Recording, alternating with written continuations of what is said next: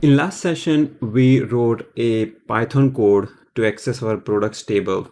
In this session, we'll be building a UI for managing products. And the UI looks something like this, where you want to display all your products one by one. Then you want to have add new product dialog where you can add a new product here. So let's start with this session. So the first thing I'm going to do is in my Python code, I have a products DAO file, but I don't have a Python Flask server. So let's define a server. In any web backend, there has to be a server, and we are using a Flask as a micro framework for our web server. There is another option called Django in Python, but since Flask is very lightweight, we'll just use it. And the basic boilerplate code to run a basic server in Flask is this. So here what I did is you just started a Flask application, which you started on port 5000 on your local computer. And then you wrote an endpoint called hello, where you're returning hello. So I will run it and you'll get an idea. It's very easy actually. So your server is now running on this particular address, and this hello is an endpoint, which is something you type after slash. So I will say hello, and you see hello, how are you? If you change something here, it will just change. So this is a very, very basic Python Flask server. Now we want to write an endpoint which can get you all products. So for example, when I do get products, for example, it should return me all the products that I have in my database. My database has, let's see, my database product has these many products. So I want to get all of this from database and display it, show it here. So I'll write a routine call get products. Okay. Get, so I'll do just some copy paste just to save some time. So get products. Okay, so get products is a function. And by the way, in the methods here, you will have get. So HTTP has this get and post and put methods. So these are called RESTful API. You can read about that on Khan Academy's course or some other material. My focus for this whole project is mainly Python and database. That's why I'm not going to go too much detail into web programming. Here, now I need to call my products DAO. So I will import my products DAO at the top. And then products DAO has a function. What is that function? Well, get all products. And this expects connection as an object, by the way. So you need to import connection from this SQL connection, that it's the same function. And then at the top, what I will do is I will just at the top, I will just call that function and store it in a global variable called connection, which I'm passing it here. And you get all your products. And once you have all the products, by the way, we tested this function, right, in the products DAO. So we know this function works fine. But in Flask, you have to JSONify the response. So whatever response you get, okay, the products, you need to convert it into a JSON. And then you need to also add access control allow origin. So this is also known as course policy. Okay, let's see, there is some, what is the problem? So you can read online about course and all that. So let me just, you can go through here and read it, and it indicates whether the response can be shared with requesting code from the given origin. This is some safety measurement, but in our code, we can just, we can just add that header. So whatever response we are returning, it will add that header on that response. Again, I'm not going too much detail into web programming concepts because otherwise these tutorials get very long. My focus, as I mentioned before, is Python on database. So now I run this server. Okay, so stop and rerun. So it is running and I will access this thing. And you can see that now I got all my products here. So my Python Flask server is ready and returning all the products. I need to hook, now build the UI and call the same method. So for the UI, I'm using Visual Studio Code because I prefer using Visual Studio Code for UI programming and PyCharm for Python. You can use Visual Studio Code for Python as well, up to you. And I have all the code link in the video description below, by the way. So I'm not going to write like the UI code line by line because then these tutorials will become like so long and boring. So I want you to do some work on your own as well because that's very important. I don't want to spoon feed you. Uh, so in the UI code, I will have ready-made code and I will just go over methods one by one. I will explain only the necessary details and not go too much into depth. So here in my UI code, manage product.html is this HTML. See, whatever you see here, it is this HTML. In the UI programming, there are three important things: HTML, which is just showing your UI, CSS, which shows your look and feel, colors, fonts, etc. And JavaScript will have actual code, the running code, where you call a backend, Python backend, for example, that you will call it from JavaScript. So in this HTML, I have, see, if you look at managed products, for example, see, it is this particular element, H2 element, and then there is this div. So this managed product, this area is this. And then you have name, unit, price, per unit, action. So you have that table. So it is this table. And you have table body. So in that table here, we will be inserting rows one by one. And you can right click and inspect as well. You can use Chrome's debugger to examine your HTML, to examine your code. So if I go to source code, I can open the manage product here, and here I can click. See, let me just go back to Visual Studio Code and show you. So the product list URL, see, we have this URL called get products. Okay, so that is something I have saved in this common.js file, product list URL. You see, get products.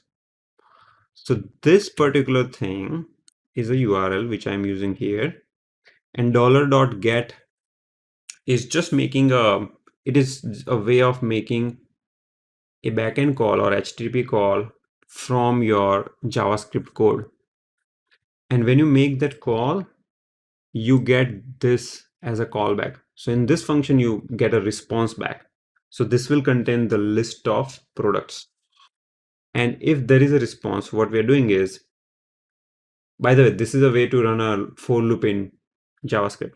So you can do $.each. So this will run a for loop on that particular list. And each element in the iteration will be this product variable. And in that, you want to insert a row in a table. Okay, so this is a table row element that we are inserting one by one in that table, and we are just forming an HTML. See, and then we are putting that HTML here. So let's just debug it and kind of figure it out. So I'm running my, see, your server needs to be up and running. So your server is running, you see, here is green. So server is running. Now in Chrome, I will just zoom this. I will put a breakpoint here. So if you do this, this is a breakpoint you have put, okay? and breakpoint here as well. And when you refresh, it made a call to our backend. It also got a response. And let's see what is our response. So in the response, we got all this. See rice, price per unit, product ID, and so on. So now we are rice, moong dal, okra, whatever. We are iterating over that response here in this loop. Okay. So I can click on this function. It will go one by one.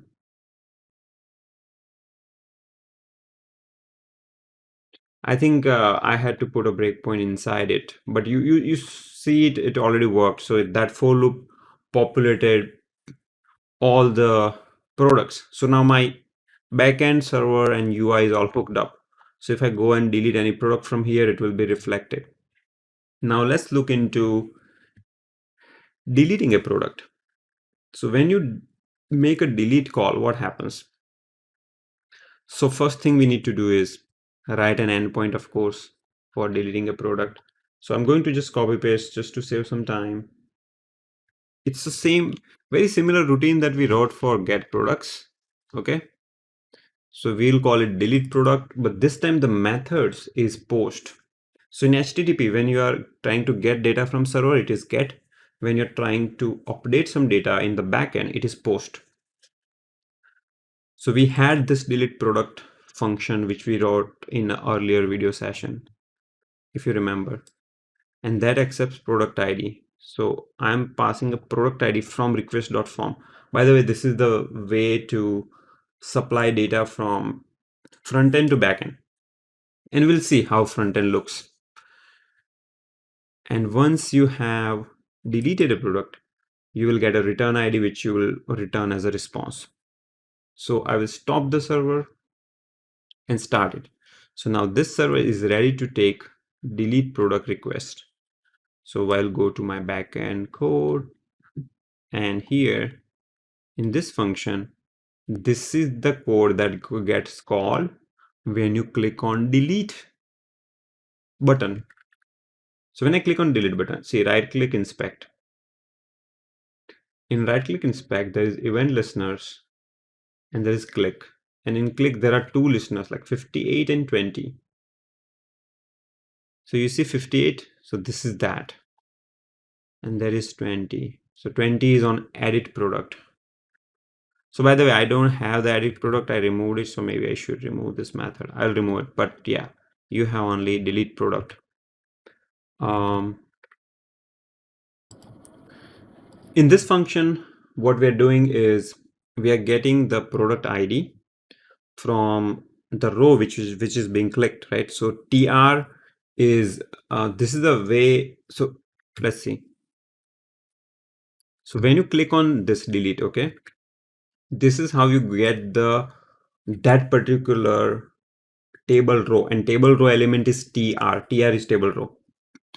And then in that you will say tr.data.id, and that will be your product ID. So when you populate that row, we set ID to be product ID. So you can see that code here.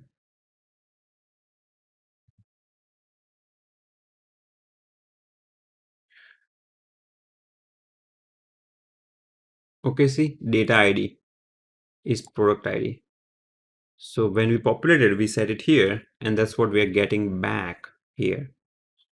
So this is my request now. And before deleting anything, in any software development, when you're deleting something or doing any operation that is little critical, you always ask for confirmation. This is a general UX principle. So we are asking, okay, are you sure you want to delete it? And if they say, yes, I want to delete it, then you make a call to a post method using that product delete API, right? So if I look at this function, the delete API is this delete product, and we are making an AJAX call. AJAX is a way to make HTTP call from your JavaScript. And see, you make a call, and then once call responds, you just reload that window. So let's try that out. So here our server is running fine, and in my server I will call delete. So when I call delete, it came here. So I'll just debug. See, it says, okay, you want to delete this. Okay. And when you rerun, it just reloads everything. That's why it came back here. And see now that item is gone. And if you look at my backend, you see get products and delete products. See, delete product was called first. Then when you refresh the page, get products is called again. And the aloo bhujia is a famous Indian snake. Haldiram aloo bhujia, you know. It was here in the table, but when I run the query again, you see that is gone. So my delete product code is working okay. Now I will add code for add product. So when you do add product, this dialog appears, but this doesn't have units populated in this combo box. So this is the first thing I want to do. I want to go through all the UOMs. So we have two UOM and get the UOMs from the database rather than hard coding in the UI. Because tomorrow, if you add something in the database, you want to get it reflected here. For that, I need to add UOM file. So I will add UOM DAO actually, because you know you are accessing a UOM database, and in that I want to have some function, see, which imports SQL connection, and go into my Zen mode, meditation. Okay. So I want to import my SQL connection, and then I want to write a function get UOMs, which will just return me all the UOMs. Okay. So get UOMs.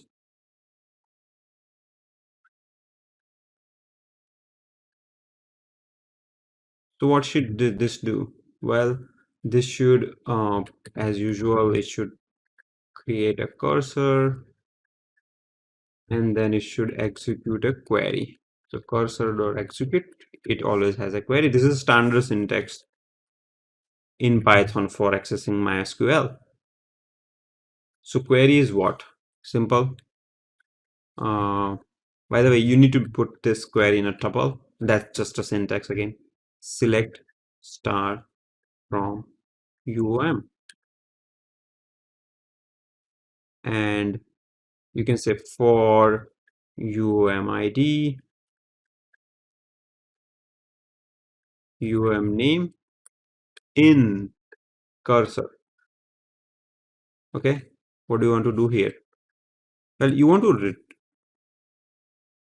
create a response list, and you want to add to this response list. So you can just say append, and then UOM ID will be UOM ID.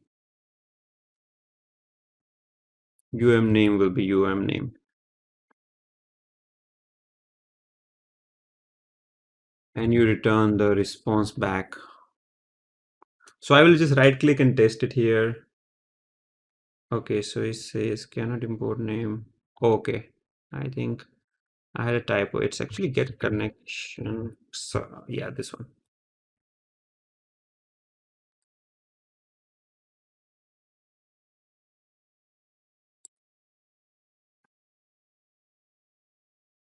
So see, I'm getting these UMs. Now I will put this code into what? Into my server.py. Okay. So in my server.py, let me add a function that can give me the UOMs, and I will name that function as get UOM. And since this function is simple enough, I'll just copy paste. So new routine get UOM. See, these three lines are same as this one. I'm just getting those UOMs and returning back to the UI. Okay. Now let's see. I'll stop everything. I'll run my server again. And I will try to populate this drop down from that code.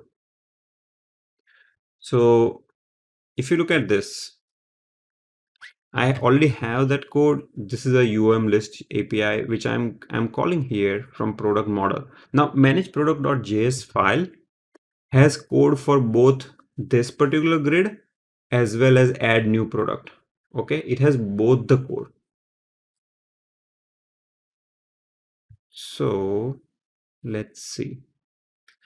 When you click on add new product, this dialog appears and it will call this method show. And when you close, it will call hide method. So these are like entry and exit points. Okay. So in the entry point, I would like to call that UM list API. So UM list API is get UM. Okay. So I'm calling that. And whenever I get a response, this is again a for loop. I'm iterating through the response and filling in those options. Okay, so we have a select, we have a drop down in that you're adding all these options one by one. Okay, looks like we got some error in the backend. So I want to, here we need to import DAO, by the way. Okay, so I will restart my server again, go back to code. I like to inspect and debug. So I will go to sources and put a breakpoint here and click on add new product. So see, when you say add new product, it's coming into UM list URI. And see, now what is my response? All right, where is my response? See, response is here. Wonderful, kg and each. So it has both the values. And if you look at it, kg and each, see, those are populated. Okay, now let's write a code to add a new product. Okay, so let's say a grocery store starts selling samosa. So I want to sell samosa each. In US, it's like $2 each or $1 each. In India, I don't know, maybe 30, 40, 50 rupees. I don't know, maybe 30 rupees. And when you click on save, I want to save a new product. How do you do that?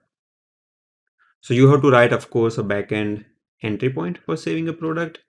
So you have get products and so on. You want to insert a product. So for inserting a product, I will write a new entry point here. Okay. So insert product, again, it's a post method. And in that you want to return insert a product. So how to get the data? So first of all, the data comes into this form. Okay.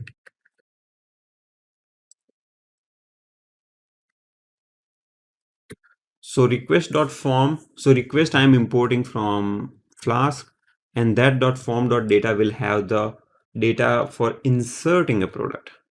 So for inserting a product, what kind of data do you need? Well, see, inserting a new product is the argument. In that you need three pieces of information: product name, UMID, price per unit. So this data should have that information. Okay. So I will call this a request payload, and I will insert a new product using that method that we just saw. So request payload will have, remember, request payload will have product name, UMID, price per unit. And once product ID is inserted, you get back product ID and you return it back to the front end. This again, this is a repetitive code, same code. Okay. All right, my server is looking good. Let's call it to insert our tasty samosa. Okay, I will debug it. Okay, let me explain you the front end code. So when you do insert, what happens? The save product function will be called. And in save product function, when you do product form.serialize array, this data will contain all the key value pairs. So let me just show you. Right click, inspect sources, and I have a breakpoint on. So I will remove these breakpoints, put a breakpoint on save function. So when I say save, see samosa each 30. When I say save, it comes here. And now Let's go one by one. So now what is there in the data? Let's check. See, so when you call this product form dot serialize array function, this is one of the JavaScript functions. You get all the elements of your form. Form is basically your dialog, your screen. And you get the element name and the value, name and the value. So see, ID is 0, name is samosa, is 2, price is 30. So all I'm doing is iterating through this array and preparing my request payload. So request payload is nothing but like a dictionary, okay? And see, when you keep on doing this, in the end, my request payload looks something like this. See, price per unit, product name, ID, 30 samosa and 2. And that is what my backend needs. So then I call again the same method, get call API. And before calling that method, I convert the payload to a string. This is something I'm doing because in the backend, Python Flask is using multi-dict and I was having some issues. So I'm just stringifying the whole payload. So it will convert this map into a string. And then in the backend, see when it comes here, insert new product. Actually, we need to do JSON.loads because see, you need to convert this. So this will be that string that we just saw. We need to convert that back to a dictionary. So I will start this again. Since I changed my code, I need to restart. And here I can just go. Okay. Oh, JSON is not defined. Okay, I need to import JSON modules, import JSON. You see in the backend, it just shows error. So you need to be vigilant enough. You need to just watch your backend, what's going on. So we'll do save again. Okay, so after doing save, it is again reloading the whole screen. That's why you see this. All right, so now see, my samosa is added here. And if you look at my database, samosa is in my plate now. So we did pretty good job actually. We created a complete form, complete feature for our application where you can retrieve the products, delete it, and add it. As an exercise, I will ask you to add a feature called edit product where you can just add it and just change it. So that will also require some backend changes. All right, that's all I had for this session. The exercise for you for this session is adding an edit button here where you call that edit, click on edit button, and it will allow you to edit it. So for example, you want to change the price. Okay, rice price change from 25 to 35. So you can click on that and it will require you to add a new method here called edit product. And then products DAO also you will have to add a new method. You will have to add a SQL query which will say update whatever. Okay, so this will be actually a nice exercise for you to solve. So I hope you all diligently work on this exercise. Just by watching video you are not going to get any knowledge. Don't waste your time. Better watch movie. You can get knowledge only by coding yourself. So you have to code along with me as well as you have to work on exercises. In the next session, we are going to look into orders. So I hope you're liking all these videos. If you do, please give it a thumbs up and share it with your friends. Thank you.